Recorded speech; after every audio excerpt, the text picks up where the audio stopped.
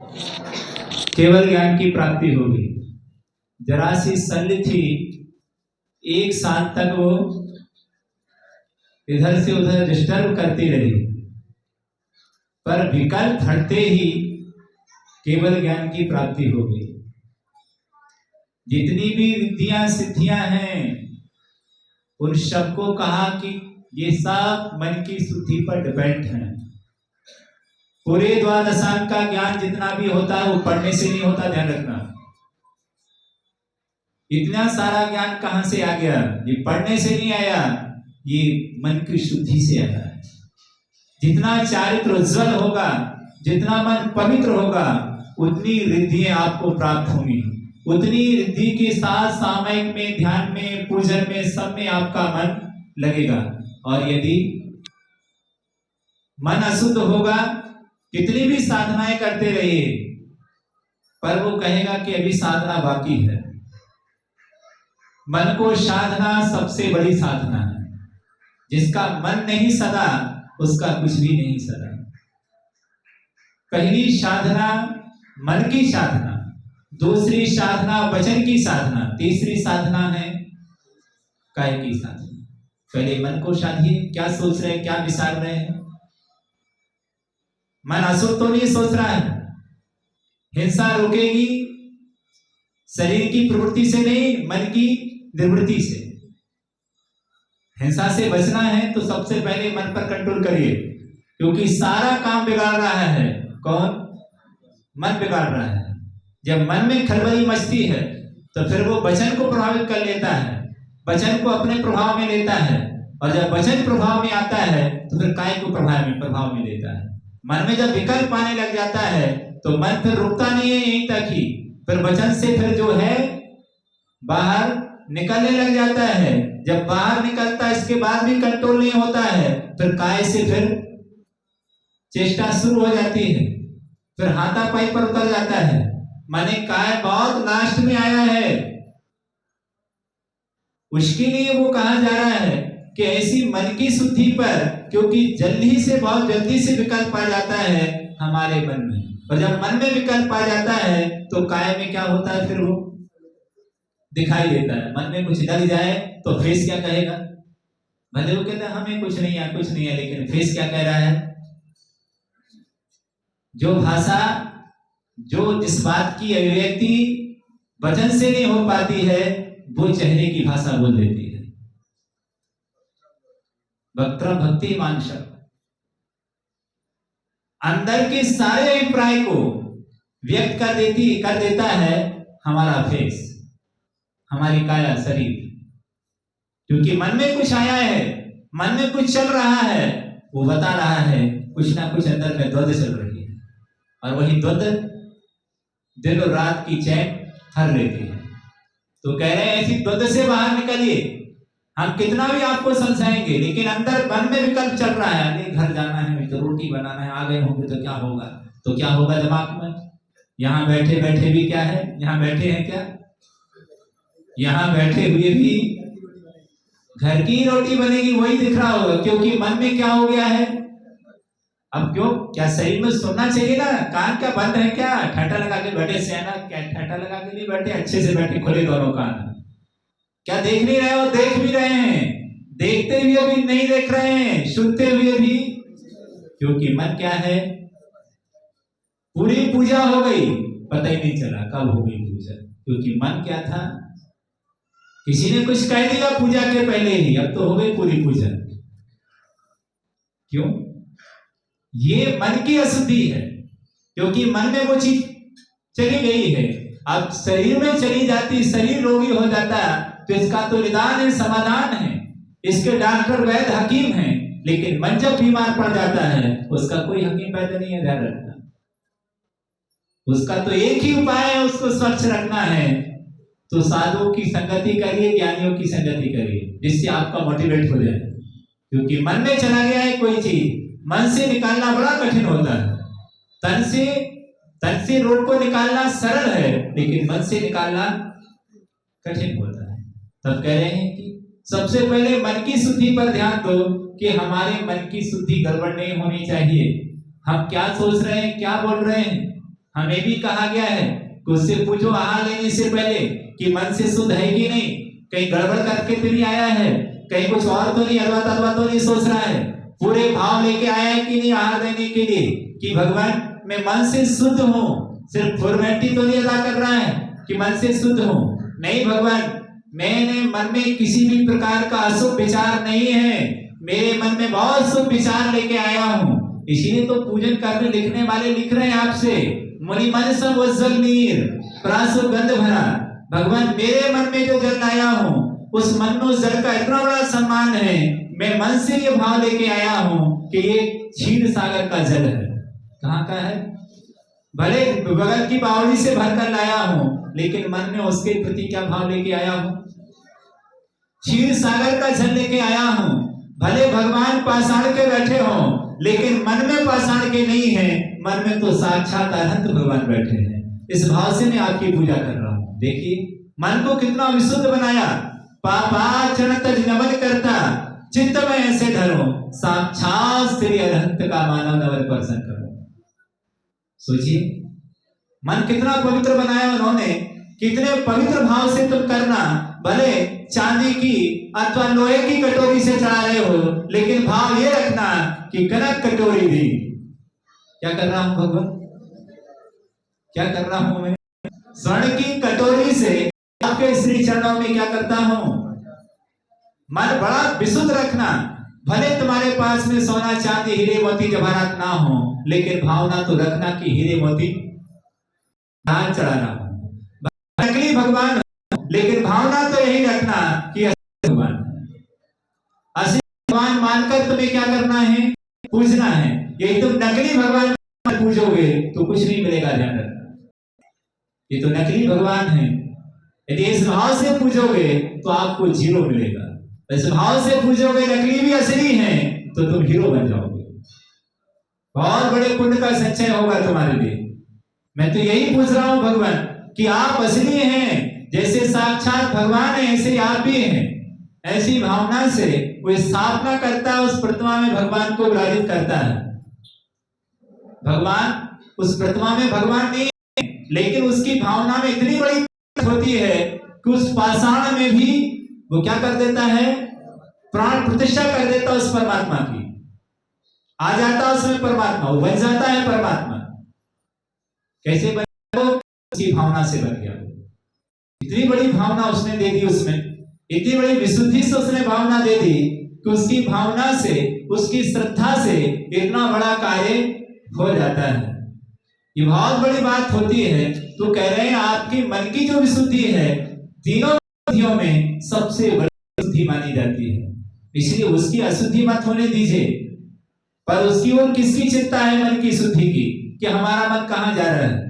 और जितने भी कर्म का बंध है, जितने भी नरकों में जाते हैं, ये वही जाते हैं जो मन के गंदे होते हैं। जितनी भी बड़ी बड़ी सजाएं मिलती हैं, जितने भी कोड़ी बनते हैं, नगोर में जाते हैं, जितने लोग की बहुत बुरी बुरी दशाएं होती हैं, ये सारे के सारे मन वाले होते हैं। जिनका मन गंदा होगा उन्हें कोई बचा नहीं सकता नरकों में जाने से, भगवान भी नहीं बचा सकते। उठा के देखिए इतिहास, मन के गंदे लोगों की कितनी बड़ी दुर्दशा हुई है। वचन से जिसने पाप किए हैं इतना बड़ा जुर्म नहीं है, काय से जिन्होंने पाप किए इतना बड़ा जुर्म नहीं है। काय से करने वाला पाप, काय से किसी ने बलात्कार कर दिया उसने इतना बड़ा पापी नहीं होगा जितना बड़ा पापी वो होगा जिसने मन से बलात्कार किया हो। हजारों लाखों स्त्रियों के साथ बलात्कार करके बैठ गया वो, उसने तो एक के साथ ही बलात्कार किया। शरीर से पाप करने जाएगा, कितना पाप करेगा वो? एक सीमा में करेगा, एक मर्यादा में करेगा। लेकिन मन से जब पाप करने जाएगा तो सीमा में नहीं होगा। ध्यान रखना, सीमा में बलात्कार नहीं करता है, मन से असीम पाप कर बैठता है वो। एक साथ भाव बना सकता है अनंत अनंत लोगों को मारने का। कितने सारे उदाहरण हैं, उसने बैठे बैठे ही इतने सारे लोगों को मारने का भाव बना लिया। बैठे बैठे ही इतना बड़ा बलात्कार कर लिया उसने कि नरक आयु का वध कर लिया। कुछ किया ही नहीं, उसके अंदर नहीं था तो क्या हुआ?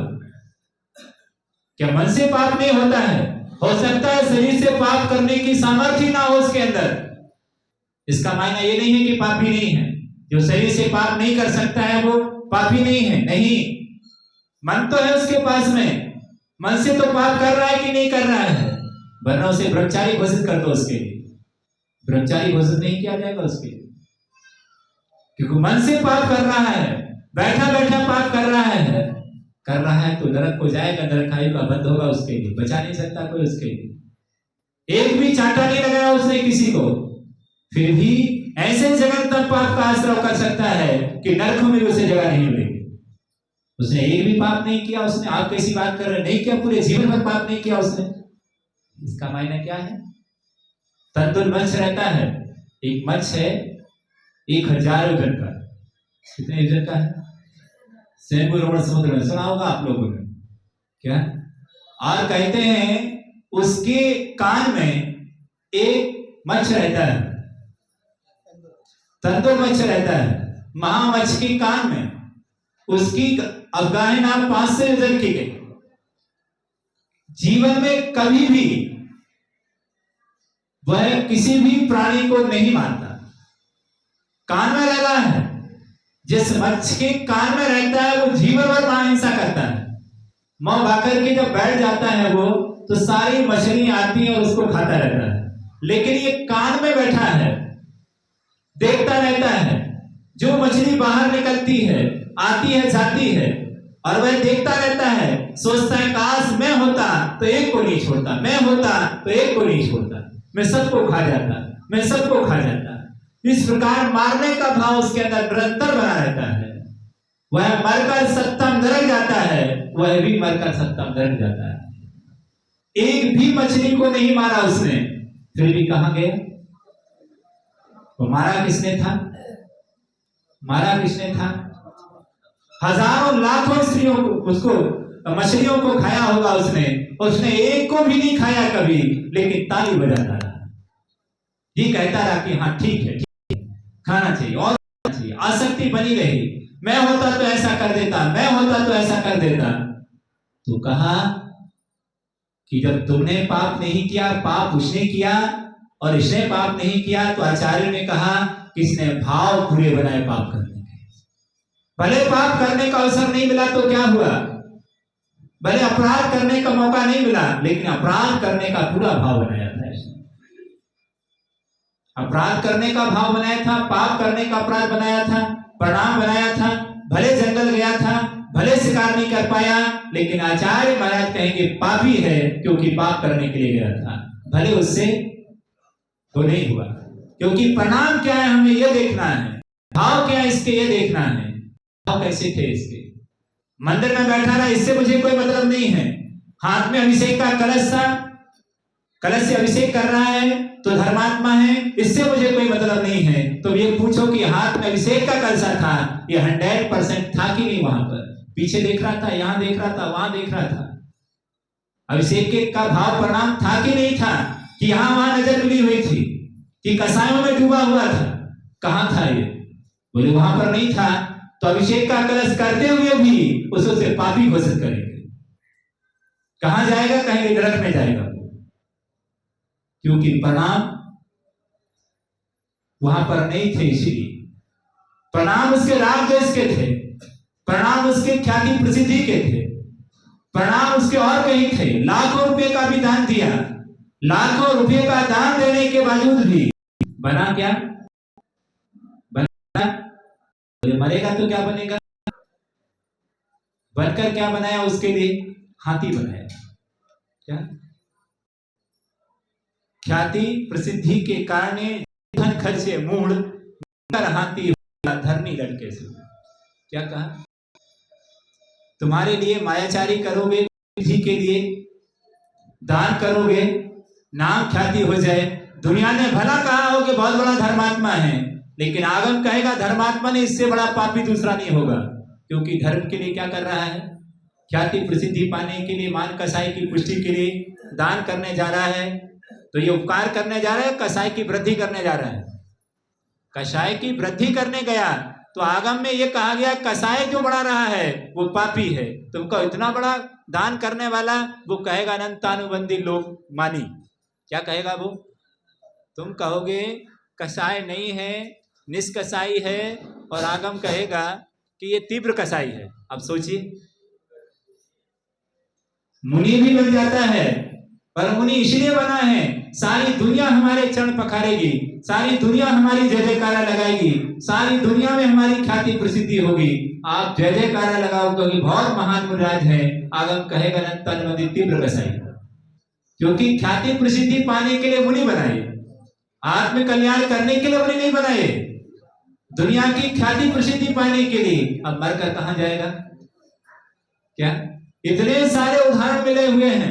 वो महाराज आए और महाराज ने अपने नाम नहीं बताया, और वो महाराज आ गए, उनकी ख्याति प्रसिद्धि स्वयं ने ले ली। जब महाराज ने ख्याति प्रसिद्धि ले ली, 6-6 महीने का उपवास करने वाले वो महाराज थे। लोगों ने सोचा कि तो वही महाराज हैं, और लोगों ने आराधना शुरू कर दी, और महाराज ने भी इस बात को नहीं बताया। महाराज समझ गए तो अपन को फ्री फोकट में यश मिल रहा है, ले लो फ्री फोकट का यश। फ्री फोकट का यश तो मिल गया महाराज को, लेकिन फ्री फोकट के यश ने उन्हें त्रिलोक मंडन हाथी बनाया। मुनि मरकर कहां जाते? स्वर्ग जाते, लेकिन लोगों की यश ख्याति प्रसिद्धि को पाया व्यर्थ में, क्योंकि वो तुम्हारी नहीं थी, वो सम्मान तुम्हारे लिए नहीं मिलना था। आप बोल देते कि भैया जिनको तुम मान रहे हो वो 6-6 महीना के उपवास महान साधक थे, वो हम नहीं, वो और कोई दूसरे। दूसरे का सम्मान यदि आप लोगे तो मरकर लूले लंगड़े अपंग बनोगे। अष्टपहड़ देखना, आचार्य कुतकुम स्वामी ने लिखा है। यदि आप उसके योग्य नहीं हैं, और आप यदि उसके योग्य नहीं होकर भी उसके योग्य यदि सम्मान लेते हैं, तो आप लूले लंगड़े अपंग बनेंगे, बहरे बनेंगे। आप यदि मुनि नहीं हैं, आप वृत्ति नहीं हैं, और वृत्तियों का सम्मान लेते हैं, तो आपको क्या मिलेगा?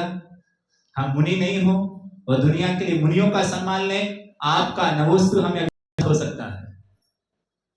उसने तुम्हें सम्मान दिया, उसने तुम्हें भोजन दिया, उसने तुम्हें साधु माना है, और यदि तुमने उसके साथ घोटाला किया तो तुम्हारी खैर नहीं होगी। मरकर निबोध में भी जगह नहीं मिलेगी। साधु के लिए कहा, उसने एक मुट्ठी भर भोजन दिया है, एक मुट्ठी भर भोजन उसने साधु के लिए दिया है, भिखारी के लिए नहीं दिया है। समझ रहे हो? भोगी के लिए दिया है, योगी के लिए दिया है, और एक मुट्ठी भर उसने भोजन दिया है आपके लिए। उसने नवस्तु किया है साधु के लिए। आप अपनी साधुता कायम रखिए, उसका नवस्तु व्यर्थ ना चला जाए। वह साधु मानकर हमें पूछेगा और हम असाधु हो जाएंगे तो मरकर नरकों में जाएंगे, अनंत जन्मों तक इसका फल भोगोगे। उसका तुम्हें किसी का सम्मान लेने का अधिकार नहीं है। वो उनका सम्मान है तो वही लेंगे। आचार्य का सम्मान हम नहीं ले सकते, वही लेंगे, उनके लिए बोलेंगे उनका सम्मान। दूसरे का सम्मान आपने ले लिया तो आपको कोई अधिकार नहीं है, राइट नहीं है उसको लेने का। आप बता दीजिए, यदि आया है आगम में ये बात आया है कि उन आचार्य ने लिखा है, आप ये मत कहिए कि मैं बोल रहा हूं, बोलिए उनका हमने लिखा हुआ है कि वो बात उनका है, स्पष्ट कर दीजिए। उसमें जो लोग अनुमोदना करेंगे, गुणानुवाद गाएंगे, वो किसके गाएंगे? आपने अपने गवा दिए वहां पर, उनका सम्मान आपने खुद ले लिया कि मैंने किया, उसका श्रेय स्वयं लिया, तो स्वयं दिया है तो इसका बहुत बड़ा घोटाला होगा तुम्हारे साथ। आपको कोई भी आगम में जो दिया गया उसको बोलिए कि उनकी कृपा से मिला है। जो आप काम कर रहे हैं उस काम को परफेक्ट कीजिए। जो आप कार्य कर रहे हैं जिस पोजीशन में जहां पर हैं उतना ही सम्मान लीजिए, उसके आगे का सम्मान लेने की कोशिश मत करिए। आप वृत्ति नहीं है तो आप वृत्तियों का सम्मान मत लीजिए। बोल दीजिए आप कि मैं वृत्ति नहीं हूं, स्पष्ट बता दीजिए सामने वाले के लिए। इसके बाद यदि वो करता है उसकी अज्ञानता है, इसके बाद तुम्हें वो साधु मान रहा है तो उसकी अज्ञानता है। आप कह दीजिए कि मैं साधु नहीं हूं। आचार्य महाराज ने कहा तो ब्रह्मचारी रूपा, और ब्रह्मचारी को कार्य आशीर्वाद देना नहीं है, ये कार्य किसका है? मुनियों का कार्य है। यदि तुम्हें वो नमस्कार कर रहा है तो आप मना कर दीजिए। नमस्कार पंच परमेश्वर किया जाता है, ब्रह्मचारी को नमस्कार नहीं किया जाता है, मना कर दीजिए उसके लिए। यदि आप साधु की तरह आप भी नमस्कार करवा रहे हैं, वो भोला है, वो कुछ जानता नहीं है और वो आपको पूजे जा रहा है, श्रीफल चढ़ा रहा है, तो आपका दायित्व है आप बता दीजिए। आप नहीं बता रहे हैं, आप वैसे ही सामान ले रहे हैं तो आप बढ़ करके दुर्गति में जाएंगे। क्योंकि वो आपको क्या समझ रहा है? साधु समझ रहा है। वो समझ रहा है साधु ऐसे ही होते होंगे, तो हमें उसका हकीकत उसका परिचय लेना चाहिए। हमें ये लेने का कोई राइट अधिकार नहीं है। जो जिसका सम्मान है उसको ही वो मिलना चाहिए, तभी हमारा महानता है। तो इस तरह ये भावों की विशुद्धि के क्षेत्र में उन्होंने बात कही कि अपने परिणामों को हमेशा हम निर्मल रखेंगे तो हमारे लिए अपने आप सिद्धि विशुद्धि सब कुछ अपने आप हो जाएगा। भावों की शुद्धि अपने आप में वरदान है। इस शुद्धि का जहाँ तक वर्णन करें वहाँ तक कम है, इसलिए हम लोग